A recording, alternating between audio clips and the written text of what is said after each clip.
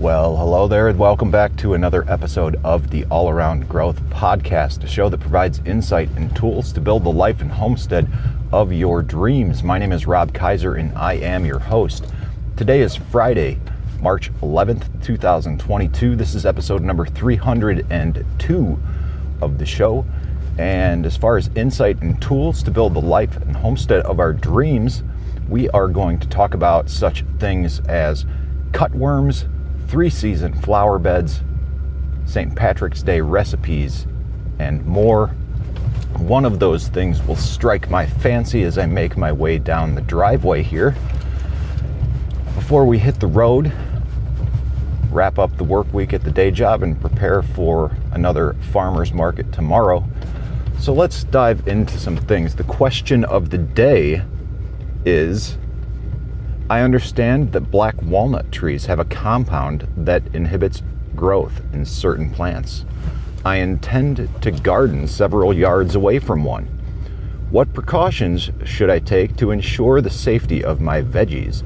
Also, since the leaves and twigs cannot be composted, what procedure is necessary to prevent this material from contaminating the rest of my compostable leaves? All right. Real quick on this one before we look at some of these other topics.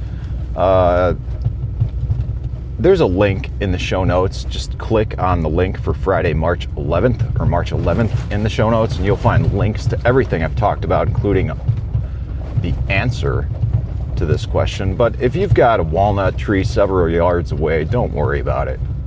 Don't worry about the sticks and twigs. It's far enough away. You really just got to worry about the root zone. All right. So if you're wringing your hands about the juglones that walnuts produce and how they're going to impact your vegetables, then you just got bigger fish to, there's seriously bigger things to worry about, guys. Grow more plants, do it differently. Full stop. All right, we've got cutworms in the garden. The best St. Patrick's Day recipes, how to grow lucky bamboo, and flower garden designs, a 3-season flower bed. And how to eat in 7 words. Let's look at 3-season flower beds and touch on that a little bit and see where it takes us, okay? So for flower garden designs, we've got a 3-season flower bed, which is going to give us a flower garden design for spring, summer, and fall color. All right. So if you want a design for flower gardens that are going to give you constant color, effortless impact, and easy adaptability in terms of size, what plants are being planted, things like that, this is an article for you. Okay, so I'm just going to touch on some points in this and then just provide my own thoughts and opinions on this with years in the green industry and years of experience working with plants. So they are encouraging us to think about 3 seasons of color. And when I say they, this is an article by Doreen G. Howard, again, one that will be linked to in the show notes. But she encourages us to think about 3 seasons of color.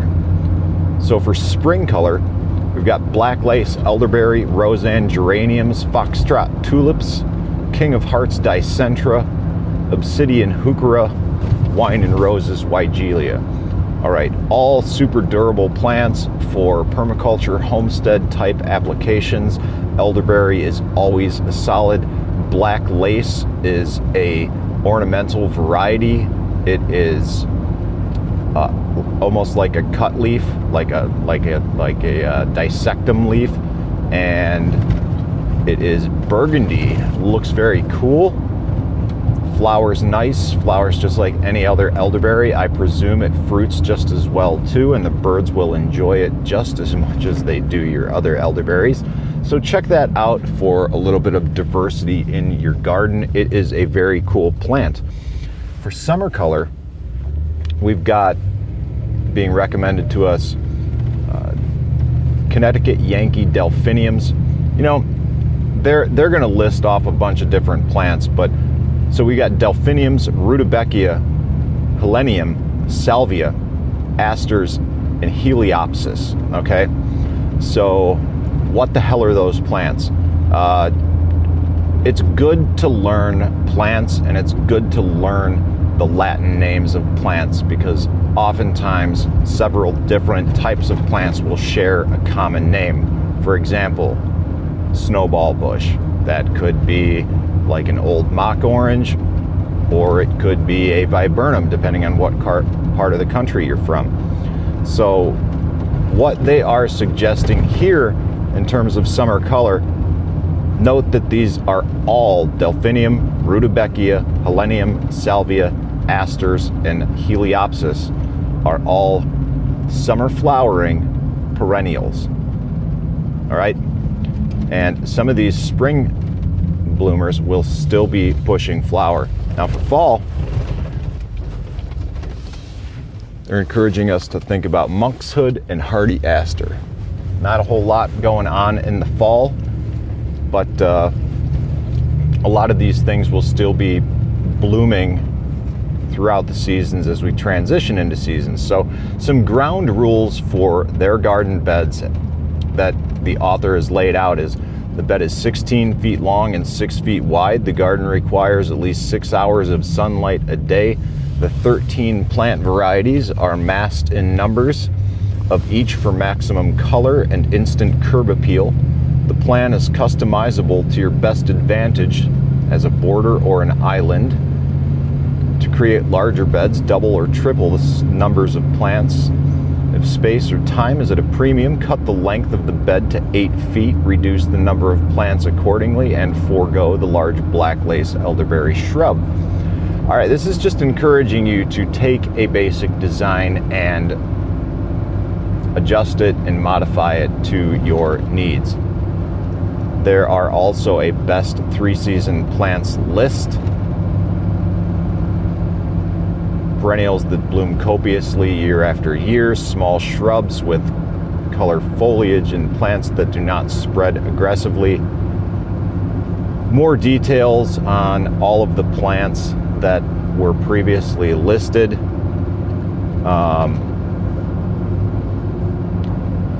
And furthermore, in the article, there are some tips for success every season. Before you start digging, arrange the potted plants on the bed so that you can get a general idea of what the garden will look like. That's always a good idea. That was something that we used to do at a nursery I used to work at, and we would do little sketches for clients and then deliver them and place them. The customer would plant them themselves, and that way they would ensure that they wouldn't be planting the plants too close, because oftentimes with young plants that is a mistake that's made. Because they're small, we don't factor in how much they're going to grow, and we end up packing in too much. So they also encouraged plant from the back of the bed to the front, always good practice, otherwise you're going to paint yourself into a corner. And tips on fertilization, mulching, deadheading flowers, things like that. Just basic plant care. This is a very basic article with very basic tips, and that's great, because I understand that not everybody is going to come at gardening for color, especially with flowers, with the same level of understanding that I have. I mean, let's face it, I work full-time in a nursery, and a tree farm. I see this material, especially in peak season, on a daily basis almost, and I am very familiar with it. And moreover, I'm not just familiar with it, but I've been working with it for many years. And so articles like this from the Old Farmer's Almanac are really a solid choice, because it's a great gateway to learn more quickly and, you know, utilizing the Old Farmer's Almanac as fodder for conversation really serves as a good springboard for more homestead and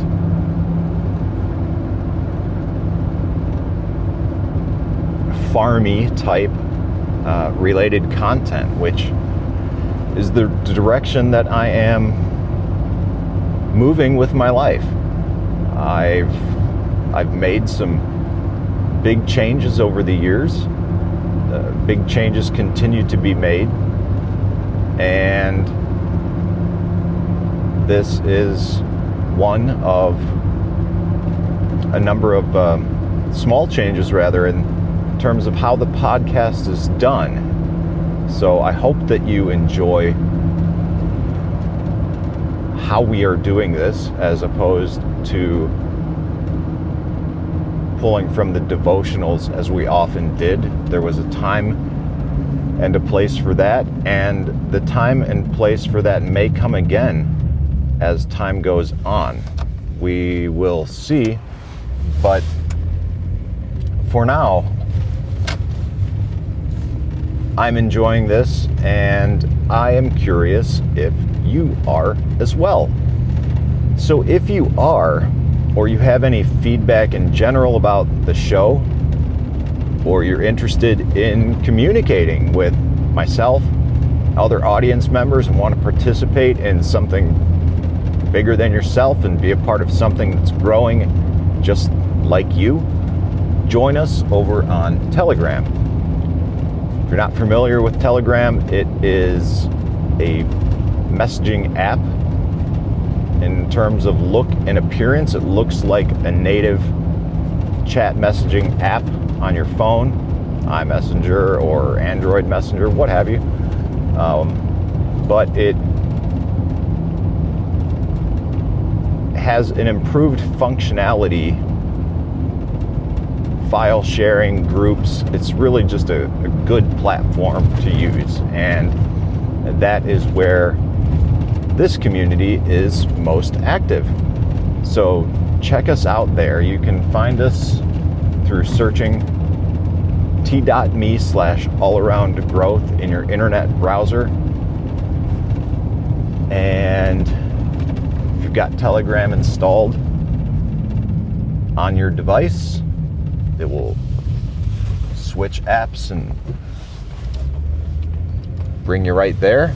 And if you don't have it installed on your device, it will encourage you to do so if you would like. So definitely consider doing that. t.me/allaroundgrowth. And that is about it for today's show. Some final wrapping up, concluding thoughts as I pull in here and get ready to park. That's a little bit later than usual. It's going on 8:30. And I decided to do something for myself last night, which resulted in me coming in and arriving to work a little early. I took a little mental health break and checked out a band called Goose. Link to them in the show notes too. I had planned to see this band in February of 2020 before everything got weird, but opted out because it was a weeknight show in Cleveland. I had a lot of regrets about that because I wasn't sure what the future of live music was going to be. So this was not an opportunity to be missed.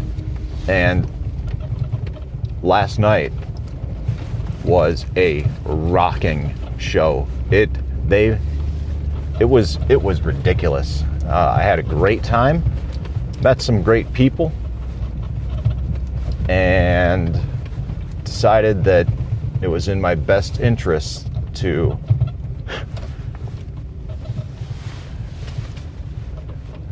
sleep in a little bit and not push myself this morning. So there you have it, guys.